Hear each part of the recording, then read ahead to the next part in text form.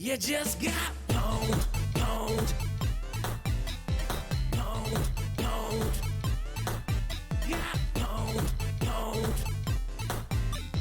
Blah, blah, blah, blah, blah. You just got owned. Got pwned, pwned. Got. Oh, hey, how's everyone doing? Welcome to the new show. My name is Dave. Online, I go by Count Chocula. Yeah, I know my intro is kind of cringy. I thought it might fit the show, but I think the only thing cringier than my new intro music might be some of the new comic books I've been reading lately. Oh boy, and we will be talking about that later on in the show, showcasing some of the things that have been making news when it comes to comics. Like I said, my name is Dave. I go by Count Chocula. I've been reading comic books since, 1975, 1976. I'm a big, lifelong Marvel Comics fan, more of an old school comics fan. Sometimes I'll just turn on the old YouTube and go live and read some old comic books from the Bronze Age, but decided to I'm still going to be doing that, but I decided to, maybe start a new weekly show. Who knows? It might be bi-weekly, might turn out to be monthly. Who knows with me? That show that I talk about some of the current stuff going on, the some of the good, the bad, the ridiculous. Probably leaning toward more of the ridiculous, and there's plenty of that going on right now, but going to be talking about all sorts of stuff. Kind of the vibe of the show is comparing things to when things actually, in my opinion, were good, when comic books didn't suck. So hence the title of the show. We're going to be talking about comic book movies, some of the rumors, some of the upcoming stuff, going over some of the old comic book movies. If you want to say they're old, from 2 decades ago when this big comic book movie boom kind of started off with in 2000 with the X-Men movie. But going to be going over that. Not only that, some other pop culture stuff, different kind of. It doesn't necessarily have to do with comic books, but it seems like comic books kind of rule the pop culture landscape for the last 2 decades. And it's just kind of crazy stuff that we used to think about as a kid. It's like, oh, wouldn't that be cool if they made a movie about this? And you think, oh, that's never going to happen, or they just can't do that right. And sometimes be careful what you ask for. You may end up getting what you ask for, and it's kind of the case that kind of leads into the first thing I want to talk about. As far as comic book movies are going on right now, the trailer for Ant-Man and the Wasp, Quantum Craziness or Quantumania or whatever they're calling it. I guess they're saying that it's going to be kicking off what stage 5 or whatever, or phase 5. I hate the phases that they go by. Just make good movies with good sequential stories, and be faithful to the source material. I'm not a big fan of how they label and classify all the different movies into the phases and everything. So, but supposedly Ant-Man and the Wasp Quantumania is going to be kicking off stage 5. And I think the general consensus is that stage 4 was pretty much a disaster for the MCU. And there hasn't been really much good comic book movie-wise from Marvel. DC as well. I'll be talking a little bit about DC later on, the cinematic stuff. There's some new breaking news coming out of that as well. But they've just kind of gone off the rails since Avengers Endgame a little bit, in my opinion. There's been a few decent ones, but there's been some also just some terrible movies. So let's let me bring up the first thing I'm going to be talking about here, which is I'm gonna just go through the trailer, the Ant-Man and the Wasp trailer. I won't have the sound on. I think that's for for YouTube reasons that you can't really have the sound on here. So let me see if I can bring up that trailer here. I've got it here somewhere. I thought I had all this programmed. You know how it goes. There's going to be some technical difficulties. Let me bring this up here. Oh, we've got sound. Let's mute that. Oh, what do you say? Oh, you're Ant-Man, Scott Lang. Now, I don't know much about what's going on with this trailer. As far as, I haven't even seen Wakanda Forever. The last Marvel movie I saw was Thor: Love and Thunder, and that kind of broke me. But here he sees his daughter. He's probably doing some sort of lab experiment, there's some kind of quantum experiment going on. But what I did want to talk about here is this Kang the Conqueror. I think that's Jonathan Majors, the actor. Now we briefly saw a little preview in the Loki Disney Plus show, and I was like, oh boy, he didn't really refer to himself as Kang in the show, in that Loki show. And I was kind of like, oh boy, here we go. Not sure how this is going to be, because the new Avengers, the new big movie is the Kang Dynasty. So you're going to have Kang work. They're going to have Kang as a villain clicking on all cylinders. And so far, I really like the look of Kang in this trailer. So I'm going to keep playing. Not there so much, but the suit is actually, and there's your Marvel Studios little intro thing. But I guess this represents Kang's future civilization, his future empire here. And I'm not sure how this all is going to relate to the quantum realm and everything. But there's MODOK. You get a little brief.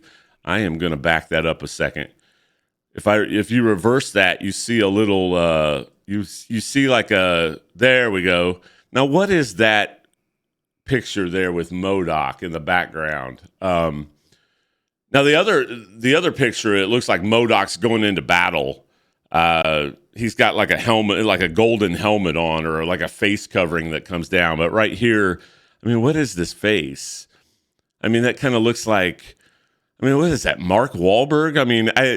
I can't even tell really what that face looks like, but I don't really like the looks of that so much. And I'm not really sure what MODOK has to do with the quantum realm. I think it would have made more sense to introduce MODOK into a Captain America movie or something. Having them in an Ant-Man quantum realm movie. It's kind of the same thing with Kang as well, but I don't know. This movie comes out in February, and I really haven't been. The trailers for the movies haven't really been that appealing enough to get me to go out to the movie theater. I think the last Marvel movie I saw in the movie theater, I saw Spider-Man: No Way Home, which is really good. That was the last really, really big movie that hit. But it's all multiverse stuff. People wanted to see the Tobey Maguire. That was the big draw to the movie. The Tobey Maguire Spider-Man and the other guy, Andrew Garfield or whatever. Those movies weren't that great, but the audience reaction in the movie theater when they appeared, when those showed up. But I hate the fact that they've got to rely on the multiverse gimmicks and stuff like that. I really hate that stuff in comic books. And but it looks like that's where we're at. So let's continue on here with the trailer. And like I said, I don't know much what's going on here. I know it has something to do with him losing his daughter or trying to get back time with his daughter. Some of these comments down here on this video are cringe. I think I'm on the Marvel UK YouTube side or something where I searched this video. I believe this is the newest trailer. So, and there you you see sort of you see Kang, you see like a empire there with his army. So I don't know if he's planning on invading Earth or who knows, taking it. Something's going on with Kang. He's always plotting from the future to make sure that nothing happens to keep timelines in order, that nothing happens that's going to disrupt his empire. So that's the comic book version. Who knows what they're going to do in the movies? But so far, I do like this version of Kang that I can see so far. Even though there's MODOK, there is what I was talking about earlier. I wasn't sure what was going on with that original face. I don't know if that's like a projector screen or something, but yeah, I'm not really sure what's going on. It's a little bit intriguing. I might even go out to the theater and see this. I didn't see Wakanda Forever. I love Submariner, and that was going to be the draw. Namor or whatever. His name is Namor. Okay, Namor the Submariner, but they have to say Namor or something. They've got to diversify it or some. They made up some crap for the movie. I don't know, but the fact that they didn't recast T'Challa was the main reason why I didn't go see that movie. Yeah, I know they want to honor Chadwick Boseman and everything like that, but I mean, it's a Black Panther movie. You've kind of got to recast it. You got to bite the bullet and kind of recast it. So, but I mean that picture of MODOK looks pretty cool. I mean, there's nothing so far that makes me say, "Oh, this is just dead. This isn't going to work." I could be totally wrong. Now it's showing some scenes here in the trailer. Why is Kang sweaty and like he's like crushing Ant-Man's helmet? Kang in the movies, Kang doesn't really resort to physical battles like this. So here he is having like a physical altercation with Scott Lang, and that's a little different than the Kang I'm used to from the comic books, because the Kang in the comic books doesn't really fight physical. He lets the technology fight for him. He's a little bit like Doctor Doom, even though Doctor Doom will throw down when he has to. He did in the past, but it's kind of a last resort because he feels like he's above all that. And Kang has that same kind of attitude when it comes to how he handles the heroes that he feels that he's so far above. So he says something. I know they've got Ant-Man there saying something is, "I don't have to win. We just both have to lose." Now this picture of Kang right here is one of the most. I mean, that is fairly comic book accurate. And the face is a little different, with the. I can let that go. I mean, I like the way it looks. I mean, in some ways, I like this look even more than some of. It depends on the artist, but some of the ways depicted in the comic books. Now, I think Kang's visual in the comic books is really unique and really cool. Depends on it depends on the artist as well. But I think this is one of the most comic book accurate depictions of a villain so far that I've seen. But you have to wait and see. And I think this final scene here, he's shooting like I don't know if that's repulsor technology or something that he's shooting out of his hands, but that's pretty cool. I think it comes out in February. Yeah, only in cinemas February 17th. I canceled my Disney Plus. Subscription. They keep raising the price, and it's just there's not really anything worth watching on that. I've watched everything worth watching. Like I said, it's not worth it to keep paying that increased subscription every month.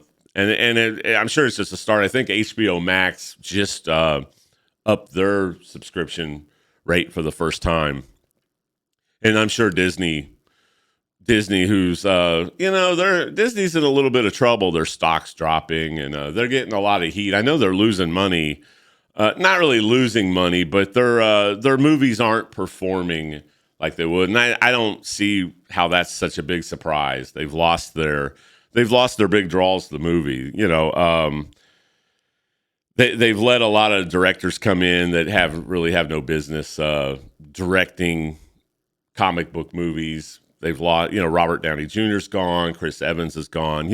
Some of the bigger names that I don't know what they're going to do with Mark Ruffalo Hulk if he's ever going to come back. I guess Chris Hemsworth really wasn't happy with good reason with Thor: Love and Thunder, so he's going to be. I guess he says he's going to come back for another Thor movie, but what this all holds, I know down the road they've got Secret Wars coming. They're going to try to do something about that. And I know they've got their big thing is Kang Dynasty, but if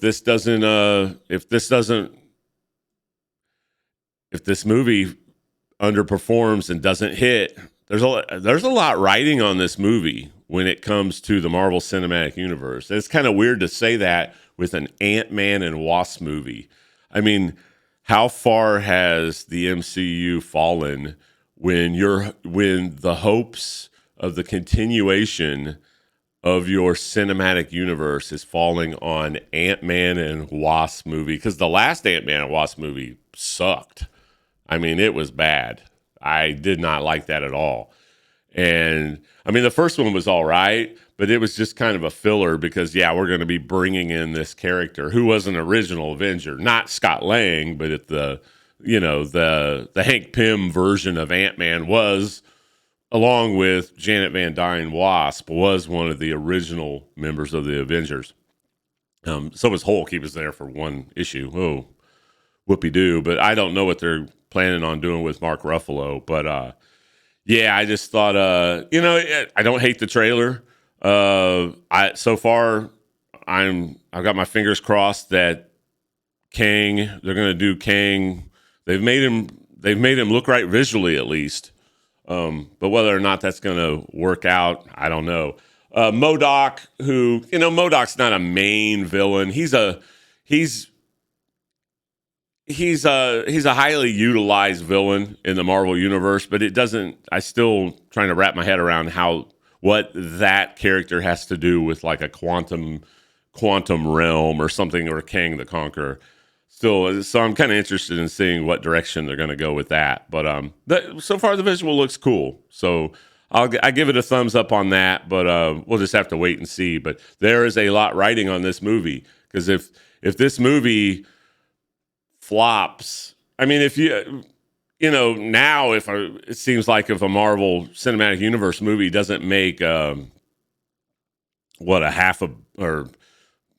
maybe $750 million, it's considered a flop or something. I don't know all the numbers of it. Maybe $500 million, it's considered a flop. But because they were steadily making $1 billion there for a while. So, but I mean, of course, that's with the Endgame, it's after Avengers Endgame and all of that. I think they peaked a little too soon on that. I know they built it up for 10 years, but I think they could have.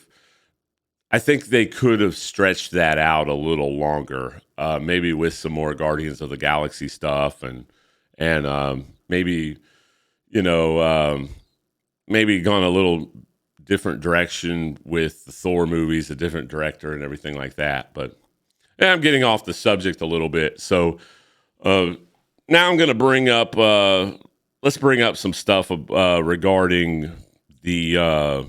Where the DC universe is headed here. The DCU brought up a Twitter account called Discussing Film.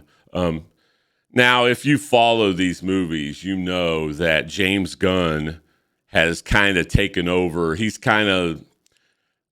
put him in charge, basically, of the DCU. And it says, James Gunn says their current DCU slate is 8 to 10 years long. I think that might be a little bit of a mistake.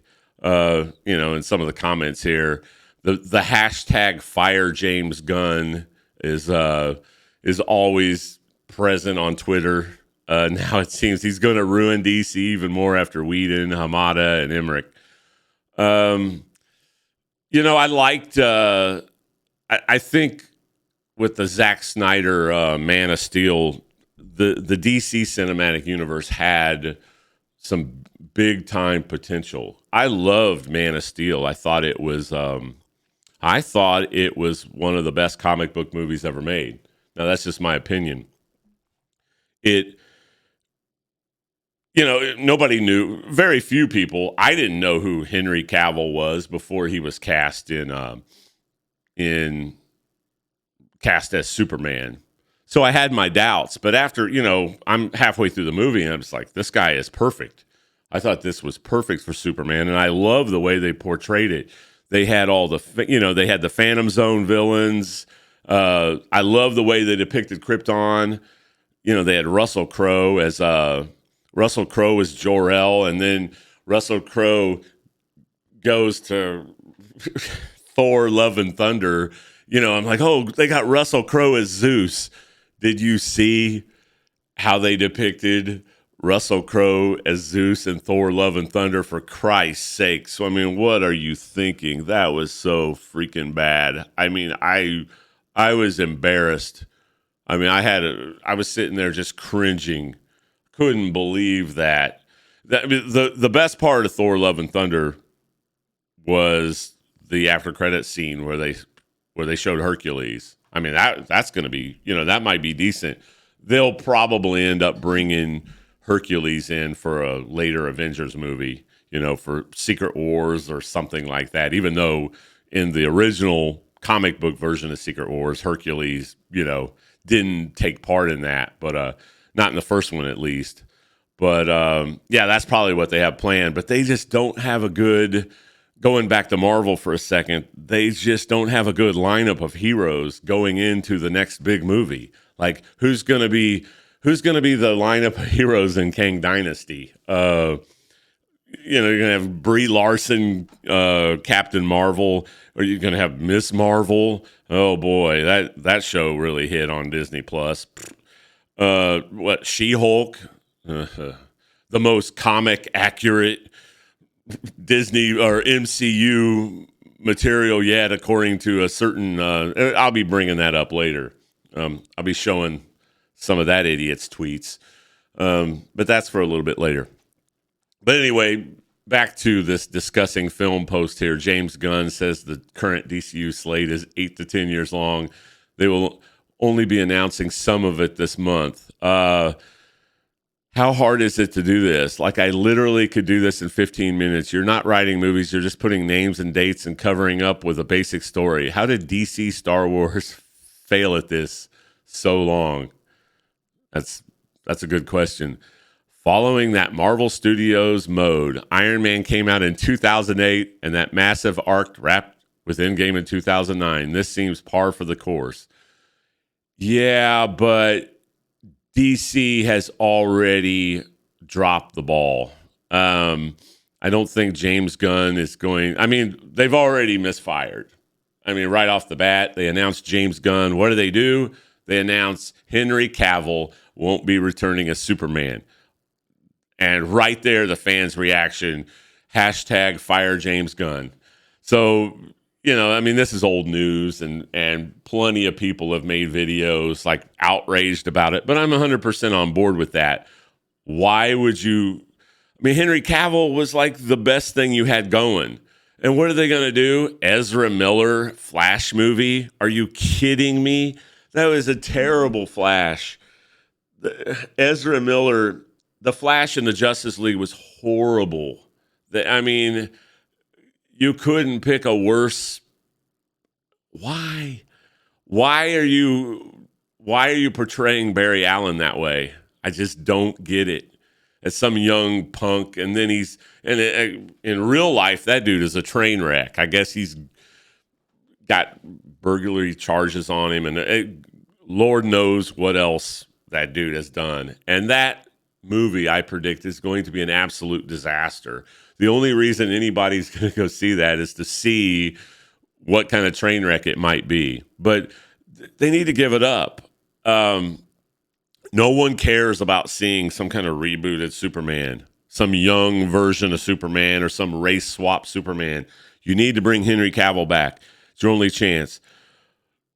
They already were derailed by the Green Lantern movie. If the Green Lantern movie would have actually been epic and they would have had a better casting for Hal Jordan, nothing against Ryan Reynolds. I think Ryan Reynolds is great, but he's got to play a smartass. Okay, I like these memes down here. Why? But why? Why? Yeah, it's too late. Okay, they cast Ryan Reynolds as Hal Jordan. Hal Jordan's not a smartass. The character is not a smartass. I mean, he's perfect as Deadpool because Deadpool's a smartass. Hal Jordan is not. He's a serious character. It was terrible casting from the beginning. I remember seeing that movie. I was just like, oh, man, why do who greenlit this piece of crap? I mean, it was unbelievable. But that right there, I was like, uh-oh, there's the DC cinematic universe isn't getting off the ground that well. And but Superman, I think Man of Steel was awesome. They just need to make a Man of Steel 2. They need to bring Henry Cavill back, throw a bunch of money at him. He's done with The Witcher or whatever he's doing. Maybe he just doesn't want to do it. Maybe because there's been so many train wrecks with the DC cinematic universe going on. And I just think it's too late. It's like, give it up, guys. Give it up. Throw in the towel. Make one good movie, okay? Batman versus Superman or whether that was a mistake. That was just total crap. Just led into even worse with Justice League. Now, I think Justice League was better than, especially the Snyder Cut. The Snyder Cut was great. It was great at improving the movie. It still didn't make it a great Justice League movie. I'm sure Endgame and Infinity War would have been even better if they could add an hour. I mean, adding an hour or hour 20 minutes or whatever they did, that's not viable for theaters. That's not, making a 4-hour, almost a 4-hour Justice League movie. People aren't going to go to the theater and sit there for 4 hours to watch movies. It's just not viable. So you can't really say, oh, they should have released the Snyder Cut. No, that's just adding things to the movie. That's just re-editing your movie and adding a bunch of stuff that won't be viable in a movie theater. That's kind of cheating. One of the difficult things about releasing a movie, especially a comic book movie in the theaters, is getting the time right, because you have to have a time constraint. You've got to hit a window on a time constraint. You just can't have a 5-hour movie and just pack it full of everything you want to see. Yeah, the hardcore fans might love that, sitting at home, binge watching stuff, but that's not viable for movie theaters. So anyway, I love these memes down here. Why somebody wants a Venture Brothers universe. I'd be on board with that, but we're ready for a fresh start. No, Steve here with the dog profile says we're ready for a fresh start, and they've got, oh God, Michael B. Jordan. Oh boy. Okay. Stick to Creed, I guess, but this guy, why the fuck do we need another 8 years of superhero movies? Yeah, especially, they've had 8 years almost, and DC, the DC cinematic universe has had 8 years. They've fumbled the ball. It's time to give it up. Make one good movie. Bring back Henry Cavill and make a Superman, Man of Steel 2. Make a Man of Steel 2. Make it great. Wipe out what you've done. Forget about Batman versus Superman and Justice League and start fresh that way. But you're going to have to start with Henry Cavill. Nothing else is going to work. Mark my words on it. Nothing else is going to work. So let's, speaking of not working, I'm going to go over to my next thing I want to bring up here. Now, Now, this is old news. I understand. This is reported. They people got wind of this a couple weeks ago.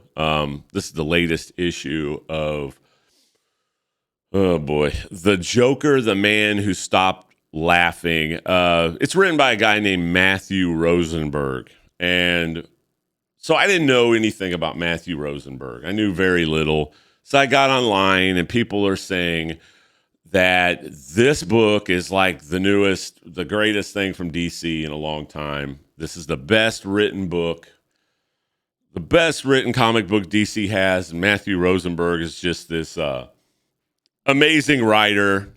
And, you know, I didn't see, you know, a lot of the comments that I saw that on Twitter posts were some of these only people that are mentioned or can follow can reply to this.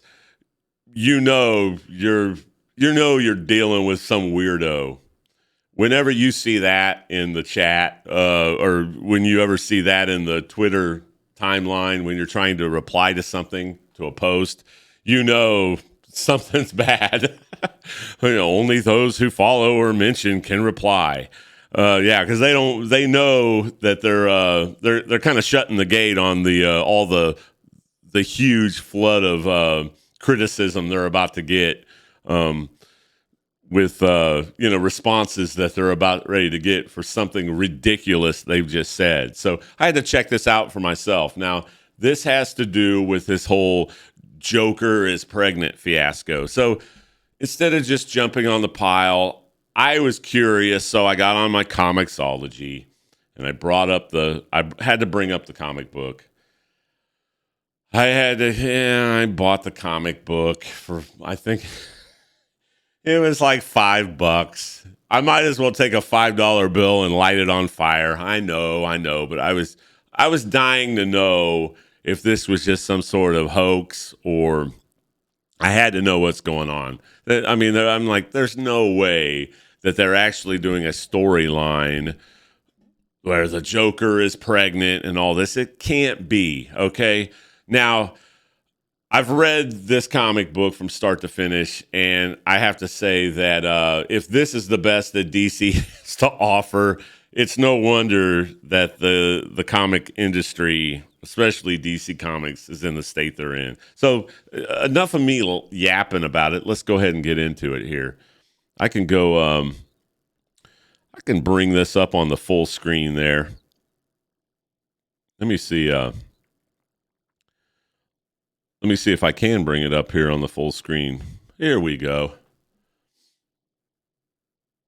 There we go. Maybe it'll show the whole comic book when I'm looking through it here. Oh, they've got an advertisement for the old Batman animated style. Paul Dini, you know, when Paul Dini is go beyond the animated series. Paul Dini is very good. He's a very good Batman writer. He wrote a lot of the Batman animated show, but that's not here what I'm talking about. And I believe this is the latest issue of the Joker, the Man Who Stopped Laughing, or something. So this is the only issue of it I've ever read, but I just couldn't believe what I was reading. I mean, what have comic books become? So, but the Joker pregnant part, a lot of people, a lot of YouTubers and a lot of people have been talking about it, and they've just been like, I can't believe that DC has stooped that low. You'll have to wait and see. I'm actually going to show you the story. It's kind of a side story. This right here is the main story, which is bad enough. It's the Joker has returned to Gotham, and he's hiding out here in a hospital, and he goes to the children's ward. And this is bizarre writing. I mean, if this is the best, this guy's being praised by so many people online as this is like the best written DC book. And I know I've stated this before, but I can't believe it when I repeat it. He's like, hello, sick children. He comes in, we've got all these like cancer patients. and you've got the police out here, and I guess the Joker is kind of on this. He's kind of on this trek, starting out in Los Angeles and going, which I didn't even know existed in the DC universe, but and going on to Gotham or something like that. He's on a quest for something, and it's not really the Joker. It's not the Joker you're used to. It's some sort of weird version of the Joker. And they're like, "Are you a doctor? What else would I be? You don't look like a doctor. What do I look like? You look scary." Now, that's not nice, saying someone looks scary, especially when the person saying it looks like a potato. What am I reading? I couldn't believe it. I thought you'd say I looked funny. And then he takes he shows them, for some reason, he's got a red eye and a green eye. I don't know. How about now? And they're all laughing. And are you a clown? How perceptive, in fact. But I'm not just any clown. I'm the clown prince. If you're a prince, where's your crown? Here it is, my lady, a crown of metal and scabs. Oh, if you kids think I look bad, wait until you discover mirrors. Ugh. A clown with his crown will cause such horrible frowns. And all these frowning something hopes he drowns. And he pours a pitcher of water on his head. You kids really do like rhyming. You'd love my friend the Mad Hatter, and he'd love you too.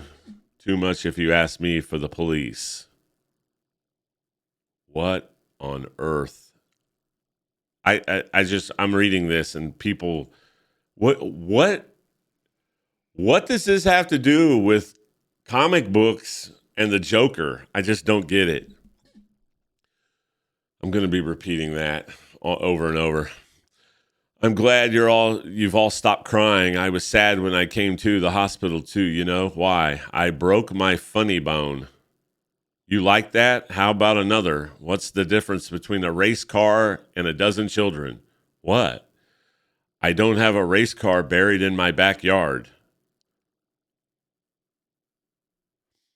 This is, I mean, okay, so I had to look up Matthew Rosenberg after reading through this. You get the gist. He's sitting here. I guess he's hiding out from the cops, and then he takes the Red Hoods after him or something here, and I guess he took over uniform of one of the cops by gunpoint, and the dialogue is still cringe here. It just doesn't. But the alternative is I kill this man here who has a wife and kids at home. I'm not married. And then we shoot the hell out of each other and see who lives. Then tell me how you did it. You have to be more specific. You've got the whole world believing you're off in LA doing some organized crime takeover or whatever, but you're here doing this.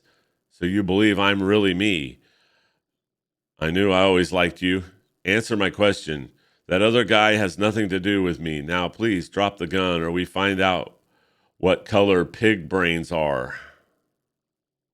As he holds the gun to the cop's head there.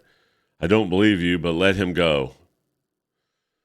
So yeah, it just continues on, and there's really no action, just a bunch of words here, and then he goes into this room with this lady, and I guess this lady dies, and I guess it was somebody, the Joker. I guess it was the Joker's mother or something, and he's sitting there just watching her die, basically, and saying, "You don't have to be scared anymore, my love. I'm with you." Or maybe it was his girl or his wife in some other life or something. I have no idea, but supposedly there's going to be some huge twist with this Joker series, but yeah, it will be my one and only. This will be my one and only issue that I'll ever purchase of this. I just don't get the appeal. But this is what everyone's talking about. This is, I guess, after the main story, They've got to have some filler, so they go back to the kind of the early '70s version of the Joker here with this Joker logo here, and they do some sort of. It's supposed to be some wacky, lighthearted side story for the Joker or something. So, but this is the story that has everybody talking about the pregnant Joker. So this is what I want to look at. And right away, we see a character that I can't stand here, Zatanna. So the crowned prince of crime has done it again. Stealing all the water from Gotham River was a hilarious prank. But now, along with his trusty henchmen, Jackanapes and Gaggy, he's being attacked by another goody two-shoes who goes by the name Zatanna, and she's turning into a big pain in his belly. So you see Joker upside down here, and Zatanna is like casting a spell to his stomach or something. What's wrong with you? I'm sorry. I just thought you and I could start a family. You could stop doing tricks for money. I'd stop committing crimes. I didn't even steal all this water. I don't know who did. And this says "knocked upside down" is the name of the story. And I guess whenever in the comic books, whenever Zatanna does a spell, you have to read it backwards or some stupid. It's just geez. Story by Matthew Rosenberg. The art's not that great as well. So Zatanna puts a spell. Evil fall down or something. Evil liar fall down. She says that backwards. Evil liar fall down. I mean, it's just okay. See what we have so much in common. Live, rail, laugh, nude is my motto too. This is like written. This is almost written like by a 13-year-old girl. It seems like this is the vibe I get off of this story.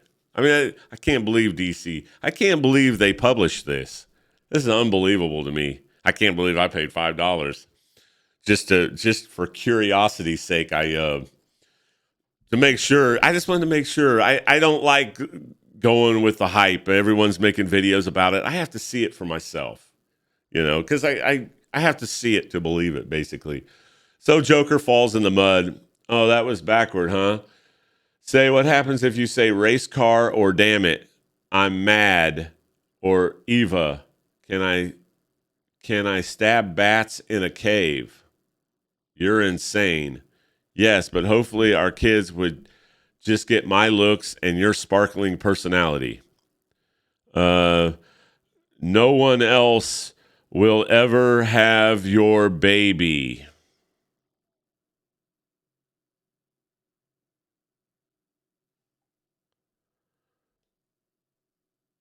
No one else will never have your baby. And Zatanna steps on his head in the mud here. Pushes his head down in the mud. You boys are lucky I don't put a spell on you too. Jackanapes say, thank you, Lady Penguin. You okay, boss? Not feeling so good. Think I swallowed too much mud. That's probably okay, right? Sure, boss. It's like written by a sixth grader. I don't know. After a long night of restless sleep, and he's in his Wonder Woman, he's got his Wonder Woman blankets here on his bed. Oh, what a strange dream. This is why I stay away from magical girls. Too much trouble. Good morning, boys. What are we doing today? I was thinking of trying to sneak onto the space shuttle. Boss? Well, what do we have here? I think you're pregnant. And this is the panel that everyone oops, I hit the wrong button here. This is the panel that everyone was posting on their Twitter accounts and YouTube. They took a screenshot of this panel down here. So I wanted to get more context, obviously. I think you're right. Do we have a good OBGYN we use?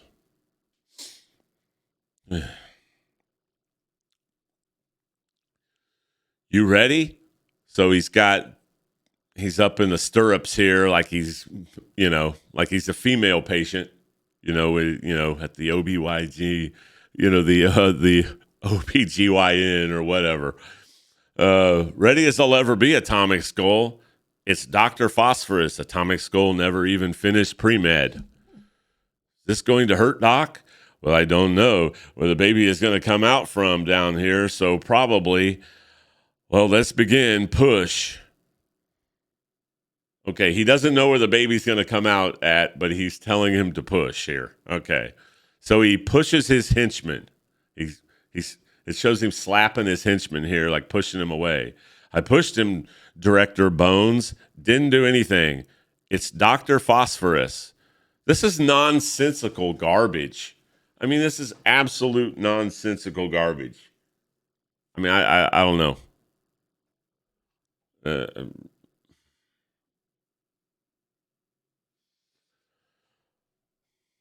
I still can't believe this is printed in a current DC comic book.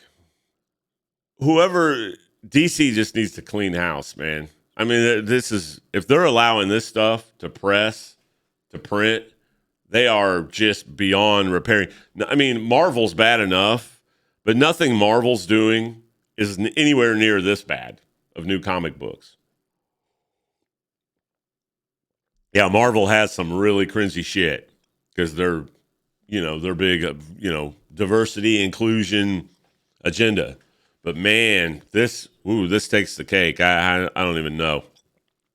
So it's Dr. Phosphorus. I might prefer having Director Bones deliver my baby. Do you have his number? And then he vomits up all of this mud that I guess Zatanna put the spell on him.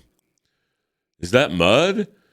Guess you weren't pregnant after all. So it was just a spell from Zatanna.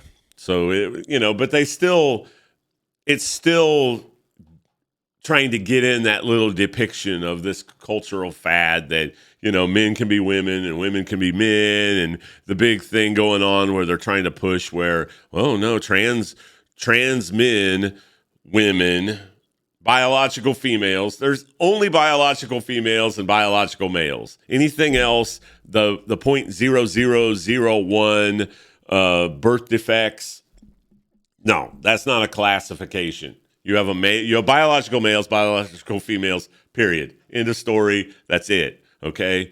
All of this stuff is just a cultural fad that they're trying to push because it's people have stooped so low that they think that this gives their life meaning and direction and all that. I'm not going to go off on a big rant about this, but they're trying to seed this stuff in all the media they can, whether it be comic books. And this is just this guy's kind of backhanded way of slipping that in. Oh, look how with the times and the fad that I am, that men can get pregnant. I think Marvel is probably cover that on next episode. I think Marvel has a depiction of a kind of like a pregnant man in one of their newest issues. I kind of got a glimpse of, and we'll probably go over that next episode.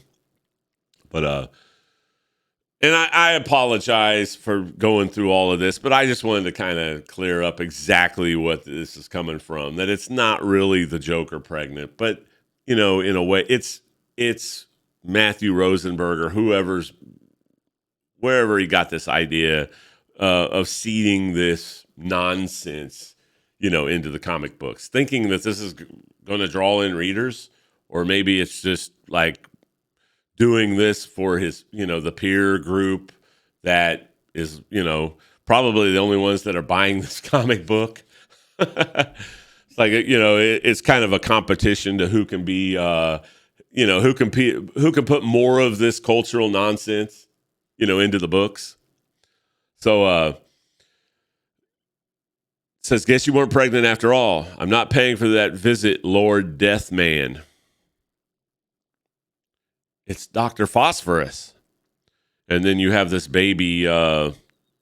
First, I thought it was like Clayface or something because it kind of looks like it. You have this baby this mud baby crying. Okay, it's just another backhanded way of, oh yeah, in the future men will be giving trans men, women will be can give birth as well.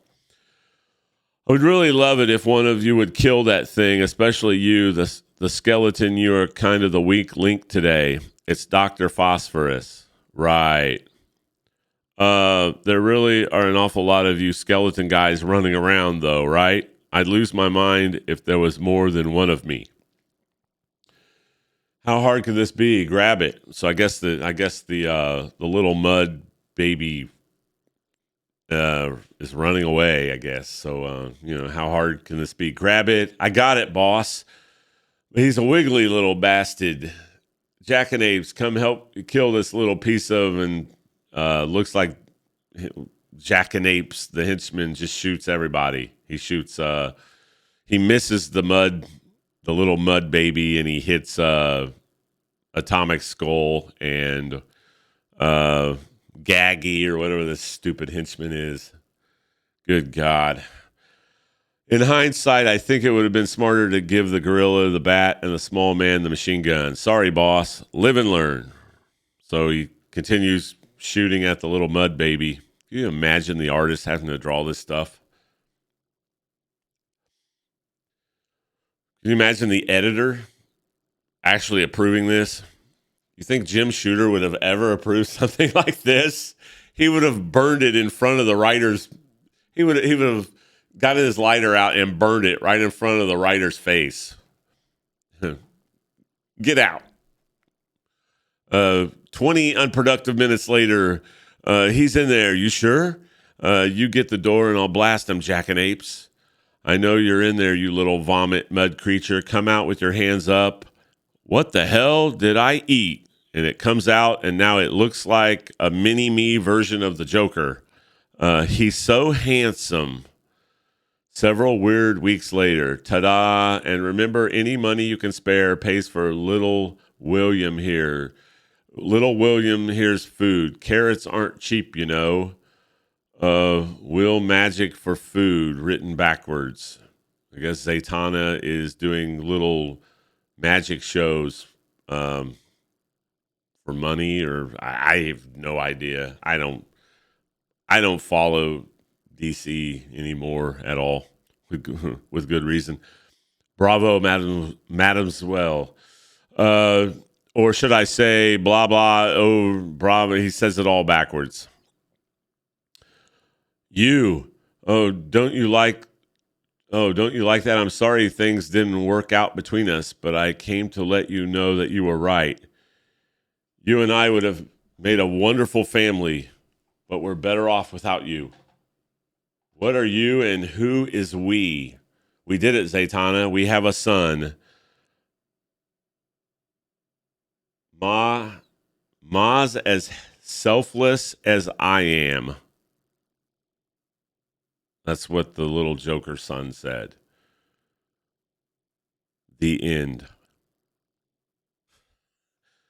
This made absolutely zero sense. I'm not sure. I mean, I thought the main story was bad enough, but I'm not even sure what's going on. So I had to, like I said, I had to look up Matthew Rosenberg, and I just couldn't. This is the best and brightest from DC. I mean, just, oh, man. And I've got to say, in all honesty, it's the biggest piece of dog shit that I have ever heard. I have to agree with Dwayne Johnson on that one. That is one of the biggest pieces of dog shit that I've ever read in a comic book. So, but there you have it. That was the comic book. That was the source of all the big controversy and the big outrage that some of the YouTubers had been posting about the current state of comic books and such the big decline of the quality. And they wonder why DC Comics could go under. It could happen if they don't turn the ship around. They could go under. They wonder why the Japanese comic books are just dominating right now, and this is a clear example of the garbage that is being produced by modern comic book writers. So, and that kind of brings me over to my next thing I wanted to talk about. Had one more thing I wanted to bring up here. An article at the beginning of the year from Comic Book Resource. So I thought that this would be a perfect segue from that cringy ass Joker book to Comic Book Resource. This is by a person named Ashley Land, and this is published January 1st. Now, some other YouTubers have already kind of glazed over this a little bit, but I'm gonna talk about this just a little bit. And I think a lot of the YouTubers didn't really bring up the important some of the important problems with this article that I'm going to bring to light. And this is from CBR.com. 10 worst trends in modern comics. So if you don't know, CBR.com is kind of on board with all this diversity, inclusion, and, you know, kind of on board of what you just saw from that Joker comic book. They're not ultra critical of this stuff. So I was kind of interested in this article. I saw some other YouTubers, like I said, cover this, and 10 worst trends in modern comic books, from cash grab comic events to tired plot devices. Modern comic books utilize trends that should be abandoned as soon as possible. Well, let's see if what they're saying kind of holds water here. Number 10.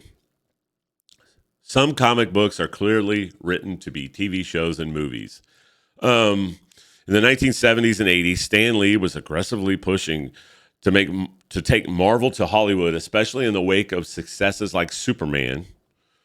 However, Stan Lee actually was trying to get more animation and comic books on television before the Superman movie. And he was successful. You know, he had to, you know, in the late 70s, there was a string of Marvel stuff that, you know, landed on TV. Everybody's aware of that. They had the Spider-Man show, they had the Incredible Hulk show, which ended up being the most successful, but they had a little TV movie, Doctor Strange, a lot of people aren't aware of. And they had a Captain America. They had a couple little short, couple short Captain America series on. I'm not sure which network. I think the majority of them were on CBS, and that's back when they only had ABC, CBS, and NBC. That was the three networks, you know, back then. That was even before Fox came in the mid 80s. But it says in the 1970s and 80s, Stan Lee was aggressively pushing to take Marvel to Hollywood, especially in the wake of successes like Superman. However, few could have imagined at the time that the focus on getting IP turned into movies could be bad for the comic industry. No, that's not one of the problems. That is a trend that has nothing to do with the current state of comic books. Okay, this is sure, that can lead to the drop in quality in both the movie, the comic book movies, TV shows, and the comic books. But there's people behind all those decisions. Okay, the fact that they are written to be TV shows and movies has nothing to do with the drop in quality. Absolutely nothing. So, I mean, that's just a nonsensical statement. Of course, if something is good, you have quality, it has a better chance of being depicted as a TV show or a movie. Let's look at you can look at take X-Men First Class, for example. There's a little storyline there about the Hellfire Club. the Hellfire Club, which it wasn't done right, but I mean, it's a decent movie. The Hellfire Club was a really popular story arc in a classic, legendary run of the X-Men in the late 70s. Chris Claremont, John Byrne. It's one of the most famous story arcs, and it leads up to the Dark Phoenix saga. Okay, all of this story arc leads up. It was quality. It was loved by the fans. It was bought by the fans. That whole story arc turned around X-Men. If those story arcs don't happen, and then it also led into Days of Future Past. Funny that those have all become those have all become movies. Now, there wasn't a Hellfire Club movie, X-Men Hellfire Club. They should have done that, but they had elements of the Hellfire Club put into X-Men First Class. They had some of those characters, Sebastian Shaw and blah, blah, blah, Emma Frost. And then that led to Dark Phoenix, which they made an X-Men movie, Dark Phoenix. Yeah, the movie sucked, but they still tried. And they did it in X-Men 3 Last Stand as well. The one by the Rush Hour director. It was pretty much a train wreck because it wasn't done right.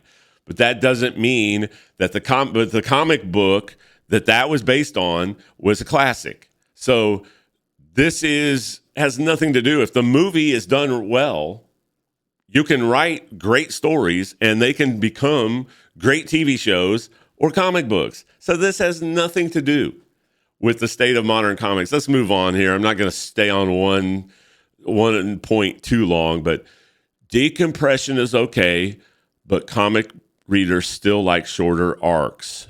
I don't agree with that. Once again, if it's, decompression is okay, but comic readers still like shorter arcs. No, comic book readers like quality. I'm going to go back. I'm going to go back to the Hellfire Club, Dark Phoenix saga. It all kind of strung together. That was not a short story arc. That happened over the course of like 15 issues. Okay, that's a long story arc for comic books. It's one of the most famous, sought after by collectors, original art, everything. It's a legendary storyline because it was good. It has nothing to do with how long or short the story arc is, okay? I, as a longtime comic book readers, I prefer longer story arcs. As long, I like plot threads that are revealed and continue. It means that there's substance to what I'm reading. It means that it leads to something. It gives it more weight. It gives the story more gravity. It's more consequential as far as the outcome most of the time, to whatever the storyline or the characters. So yeah, this is also nonsense. Story arcs, the length of the story arc doesn't matter. I mean, these aren't, you can't empirically prove this at all. 8 out of 10. The comic industry has seen its genres whittled away. Once again, this has nothing to do with the number one trend. They're not hitting the number one trend that's killing modern comic books. Nothing to do with genres. So you're telling me that some of the only reason the comic books are bad now is that, or one of the big reasons why comic books are bad now is because there's no horror comic books. What about The Walking Dead? The Walking Dead is a genre comic book. It's a horror comic book. It's not a superhero-based comic book. Unbelievable. It's a cultural phenomenon. I mean, so the genres haven't whittled away. They're there. You got to look for them. It comes back to quality. Has nothing to do with this. Has absolutely nothing to do with the modern state of comic books. The shrinkage of ongoing books leaves little to invest in. I don't even know what that means. I got to read this because I don't even know what this means. There was once in a time in the Big Two when anyone from Dazzler and Howard the Duck to Animal Man and Commandy could sustain an ongoing series. No, not if they're not quality. Not if they're not quality, they weren't sustainable. Okay? Commandy was Jack Kirby. That was created by Jack Kirby. It wasn't a big hit. It stuck around for a little bit, and when the sales aren't there, it's over. They don't continue to try to force characters on readers. It has nothing to do. Once again, they're not hitting on the number one trend that's destroying the comic book industry.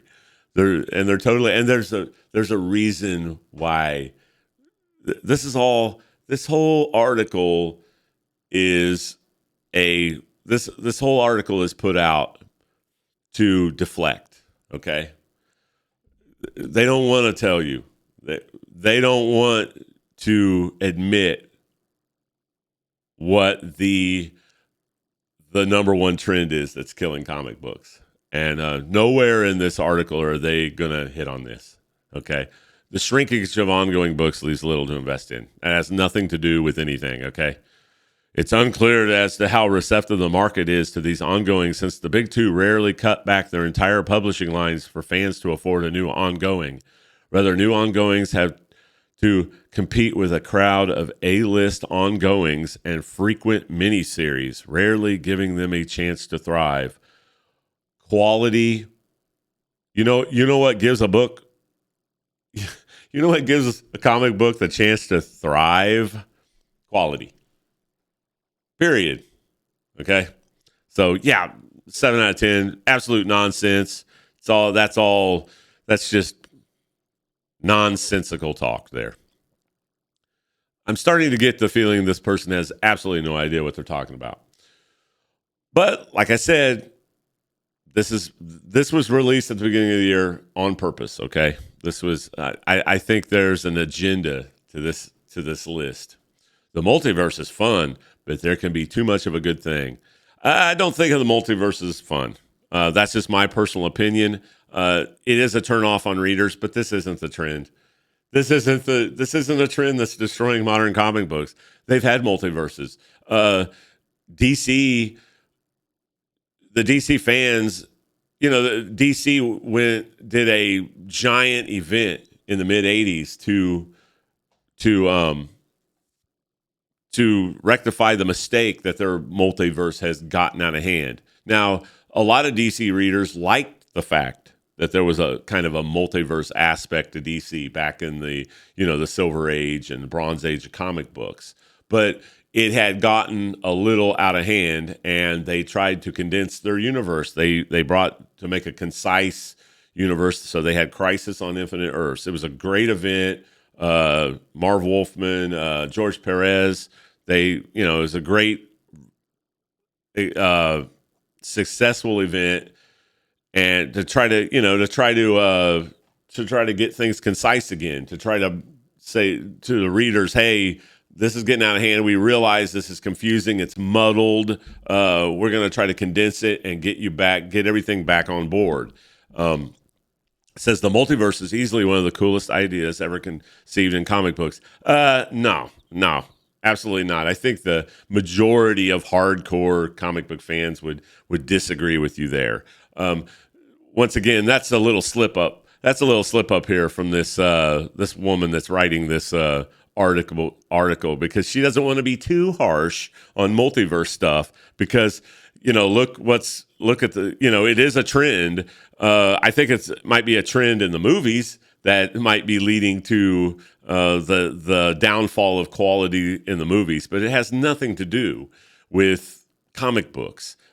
You can't tell me that all of a sudden if they just got rid of all the current creators, they get rid of all the multiverse stuff, things would just be so much better. No, absolutely nothing. Once again, very little to do. I'm not going to say nothing to do, but very little to do with the modern state of the comic book industry. This isn't one of the trends that's destroying comic books. Multiverses are done right. They can bring readers in as well. So it's time. 5 out of 10 here. Number 5. It's time to admit the superhero families are too big. What's wrong with this picture here? You've got the spider, you've got the Spider-Verse here. You've got I don't know. I don't even know majority of these characters. I don't care. Of course, you've got some version of Venom here, and you got the Spider Duck or Spider Duck character. You got Spider Gwen and Scarlet Spider, and you've got the Black Cat Spider and all this stuff. Some kind of version of Carnage. I'm not up on all this Spider-Verse stuff. I really could care less, to be honest with you. Funny you don't see Miles Morales in here. I guess they don't want to include Miles Morales' picture. Why didn't they have old Miles Morales' picture in here? Isn't he part of the Spider-Man family? I mean, basically, he's just a cheap knockoff. He's a cheap knockoff of Peter Parker, done for diversity and inclusion. Nobody asked for that character. They've pushed that character, and he got an animated movie, and he's going to get an animated sequel. That character didn't deserve that video game. It didn't deserve that movie because that character has never gone over in sales. They might have the number one issue and maybe one of the reboots. They do the gimmick of the reboot to get that number one. So speculators and fans go out, the hardcore fans go out. They'll pick up the first issue because it's a first issue. They're doing it for the collecting aspect. It's not because they care about the character or like the character, okay? But it's funny that they don't put Miles Morales in this picture. They don't want to be harsh. They don't want to seem like, they want to be harsh on Miles Morales. But once again, this isn't a trend. This isn't a trend. Oh, it's a trend in comic books. Don't get me wrong, but it's not the core problem that's wrong with the comic book industry. It's not the biggest trend. I can break down and tell you what the number one trend that's destroying comic books. That's bringing down the comic book industry here in the United States. And so far, they haven't even touched on it. And they won't touch on it. That might give you a hint. There's no good reason any comic should have dozens of variant covers. There might be good reasons. The retailers might be requesting those. It's a gimmick. I don't like gimmicks. I'm not a collector that's going to try to go out and get variant covers or the foil covers or the gold covers and all that. I'm not into that, okay? I just like my basic comic book. So I agree. I agree with the premise of that statement. There's no good reason any comic should have dozens of variant covers. But you can't really say that. If it's going over with the retailers and it brings traffic into the local comic shops and the collectors like it, as long as the comic book is quality, we got to get back to that. If the comic book is quality, then they can have variant covers. The fact that comic books have variant covers doesn't have anything to do that's contributing with the downfall of the industry right now in the United States. Okay, I always have to do that because Japanese comics are thriving. Now you have to say, it's unbelievable to me that I have to put in the United States and to that statement. I have to amend that statement because Japanese comic books are just dominating. There's a reason behind that. So yeah, this is more horse shit, man. This is more deflection. This is more deflection from the actual problem. They don't dare. Comic book resource wouldn't dare talk about the actual problem with the modern comic book industry. Fans miss a world that wasn't quite so Batman-centric. Do they? Do they miss a world that wasn't quite so Batman centric? I don't think so. Batman's basically keeping Batman content is basically keeping DC afloat right now. Okay. No. Miss Ashley Land, let me educate you. Batman wasn't selling well and wasn't the character you know today back in the 70s and throughout the first half of the 1980s. They were canceling Batman titles, okay? Says nobody in comic books would deny that Batman is a sales powerhouse. Wasn't always so. Wasn't always so. What was the reason why Batman became a sales powerhouse, okay? However, the modern age of comics has seen DC become more about Batman than anything else combined because it's selling. Batman's their go-to. Batman's their safety net, okay? Whether it's Batman himself, Nightwing, and the various Robins, or even Alfred, the world of Gotham is everywhere in DC because it's selling, okay? Fans, it's the exact opposite. They're not going to let go of their safety net. That's just a nonsensical point here. Fans do not miss that. Fans don't miss that world. Okay, they like quality Batman. What is all of this current Batman? The movies, the way Batman is depicted in the comic books now, the animated series. All of that stems from the Frank Miller Dark Knight from 1986. Without that, I mean, Batman was on the downturn. Batman was frowned upon. Batman was not a popular character. It wasn't selling well. They were canceling Batman titles. Frank Miller turned that around. How do you do it? With exciting stories, quality stories, and a quality depiction of Batman that the fans wanted. He gave the fans the Batman they had wanted for the longest time. Okay? So, yeah, fans don't miss a world that wasn't quite so Batman-centric. Let's just put it that way. I think this point is so off base, it's unbelievable. This is another one. Deconstruction stories have long outstayed their welcome. Have they really? Once again, if the deconstruction story is quality, and what do they mean by deconstruction story? Let's see what she's talking about here. One of the most tired and longest running trends in modern comic books has been deconstruction. The trope was mastered by Alan Moore throughout his comics career. You know, she's talking about Watchmen, okay? The fans gravitated towards Watchmen, and not all fans did, because, you know, it didn't depict comic books and superheroes in the, you know, heroic light. It showed more and more of the flaws, the dark side of it. You know, it was kind of a what if kind of thing. What if the superheroes were as flawed as most of humanity is? But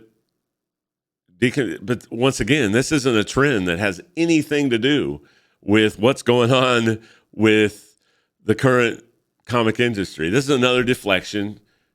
This is excuse number 2 that they're using. And they're tiptoeing around the real problem. So it says, however, the whole point of comics is to give readers a fun, fantastical story. Characters like Superman and Spider-Man exist almost exclusively to serve as a symbol of hope. Considering how much comic historic success is built on young readers. Is it? Is it really? Deconstruction just doesn't work when commonly used. Yes, it does. Absolutely does if it's quality. Once again, if it's done right, if it's written well, if it's taken serious, if it's taken itself seriously, absolutely it works. Look at every deconstruction story that's been popular in the last 40, 50 years. Days of Future Past. Let's go back. That was one of the original deconstruction story arcs. You know, it depicted a future where the Sentinels take over and they hunt down the X-Men. All the X-Men are killed. Not all the X-Men, but the majority of the X-Men are killed. It was a alternate timeline that was just there, and it brought the readers flocked to it. They loved it. That was kind of to me, that I know of, the original deconstruction story. Now, I could be wrong about that. There might be something that I'm not aware of. And then, you know, you've got Alan Moore, you've got Watchmen. The Dark Knight was a deconstruction story. He turned Batman upside down. He made a dark Batman, an older Batman, a Batman that had much more flawed sense of who he was, of how he fought crime, and his whole perception of Gotham City. He brought, look, I skipped over one. What about Frank Miller Daredevil? Not only Frank Miller Dark Knight, Frank Miller Daredevil was a deconstruction story. It totally turned the whole Daredevil environment upside down. It much darker. You know, it depicted Hell's Kitchen in a gritty, dark manner. Readers loved it. So deconstruction stories have outstayed their welcome? Absolutely not. If it's done right by, you know, visionary creators, talented creators, yeah, 100%. Too many comic events will turn away many readers. Well, okay. But that's not the problem. Once again, that is a trend in comic books that's overused. 100%. Okay. In my opinion, too many events. They're going for the quick gimmick buck. The first major event, I mean, they've had events in comic books for the longest time. They had an event comic book where Superman raced Flash, okay? And it was kind of outside of the whole canon, if you want to call early DC that had any kind of canon, but story canon. But I mean, it was a mess. It was all over the place. But they had Superman racing Flash. They had a whole big event around that. They had Secret Wars. Marvel had Secret Wars, and then it went too far with Secret Wars 2. And then they had, you know, of course, I mentioned earlier, Crisis on Infinite Earths. They had that. Big success with fans. Now, then they went with Infinity Gauntlet, you know, and then it just kind of snowballed event after event. So I agree that comic events eventually will turn away many readers because, once again, it's being used as a cover-up, a gimmick. It's being used for just bad writing, bad quality comic book creation. It's a crutch. It's absolutely a crutch. But it's not the number one, and in my view, the main trend in Marvel Comics that's just, or not Marvel Comics, in modern comics that's destroying the industry. And none of these points that this Ashley Land and Comic Book Resources have, these are all excuses. This is all a diversion. The number one trend that's destroying modern comic books is the hiring of comic book creators that have no business in the comic book industry. That's the number one trend. They're being hired due to their skin color, their gender, or their politics, their personal politics, okay? That is the number one trend that's destroying the modern comic book. You don't see that in the Japanese manga comic books. The writers are not interposing their personal social media views onto the comic books. And that is the number one trend that's destroying comic books. There's no merit. If there's no merit nowadays, these people that they're hiring to write these comic books, they're failing upwards. they're hiring an activist that they agree with their views, or they think that, the virtue signaling on their social media can transpose into the comic books they're writing. They're not even writing the characters anymore. They're writing their own social media views into the comic books. And that is that's the number one trend that's destroying modern comic books. 100%, hands down. And I've not seen any other YouTuber that has gone over this list bring that to light. Now, they're all saying, yeah, they're hiring these activist weirdos, but that is what's got to stop. As soon as you do that and you go back to hiring people that actually can write comic books, that actually write the character for the universe they're in, and not their own vanity or their own social media views, some of these modern comic books, you can go to the comic book writer, and you can read their story, and you can go to their Twitter page, and the stories line up with their Twitter post. Like the way they write their characters is in line with their social media posts. It's unbelievable. Back in the old days when when comic books didn't suck, okay, you didn't know the politics of the writer. They wrote the character because these characters are already established. They didn't interpose. Now, they might do a political based story, but they're going to do it in a way that they're not. It's not obviously interposing their personal views onto the character.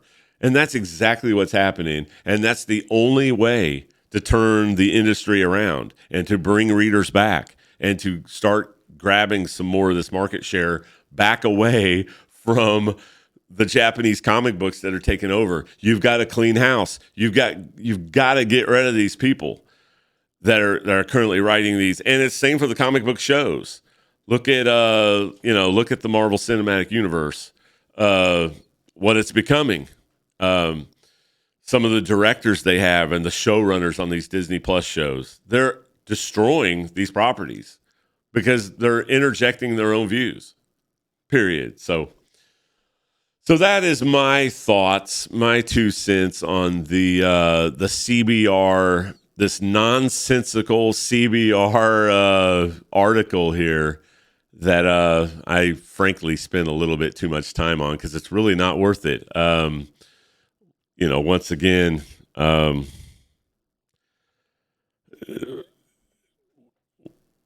it's hard to, I gotta give it the Batman. I gotta give it the Batman Robin slap meme. This is an epic fail. But CBR is doing this purposely. They don't want to admit because they can't wrap their mind around that. It's got to be, there can't be anything wrong with diversity and inclusion, and we have to hire based on identity politics, and that's basically what's happening. And the comic book industry won't recover until they clean the house of those people. It's that simple. So anyway, I've gone on a little longer than I meant to, so I'm going to wrap up the first episode. Like it says there on the screen, I also have a audio version that I am going to be uploading to Spotify, and I am going to try to making this a weekly show if I can keep on schedule. Depends on my depends a lot on my overtime at work and everything, but yeah, I'm going to try to release the videos sometime, maybe on a Sunday, maybe early Monday on my YouTube channel. It's just my YouTube channel is simply Count Shockulous. So whoever clicked on the video or will go over to Spotify and listen to the audio version, I appreciate you tuning in. Hit that like and subscribe and the bell notification to get when I post another one of these. I also am going to be posting on a regular basis more videos where I just simply read some of the what I call back to the Bronze Age, where I just simply read the comic books that I love. I'm much more positive on those. I fondly remember the old classic stories from the 70s and 80s that I loved as a kid, when I was really, really passionate about comic books, back when comic books didn't suck. So thanks for tuning in, and I will catch you later.